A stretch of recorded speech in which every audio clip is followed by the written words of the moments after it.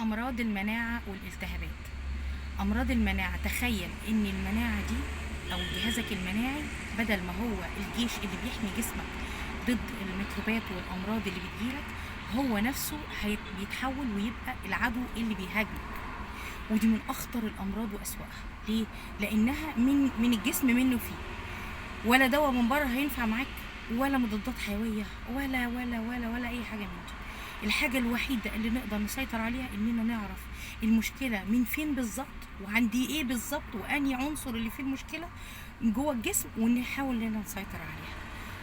طيب، ليه دلوقتي كترت امراض المناعه والالتهابات؟ لاسباب كتير قوي. زمان ما كانش فيه امراض المناعه منتشره بالطريقه الشرسه دي، لكن دلوقتي امراض المناعه كتير قوي قوي قوي، وبدات انها تستفحل وتتطور وتحصل فيها طفرات، ونتفاجئ بامراض عجيبه وصعبه العلاج جدا جدا.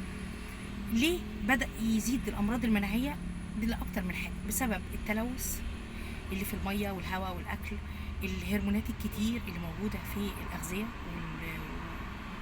والفاكهه والخضار والمصنعات والناس كمان اعتمدت على الاكل التكاوي كتير قوي قوي قوي، والزيوت المهدرجه والسمن المهدرج، وكل ما هو صناعي، كل ما هو صناعي لما دخل الجسم بوظ الدنيا، بوظ طبيعه الجسم، الناتشراليتي اللي ربنا خالقها.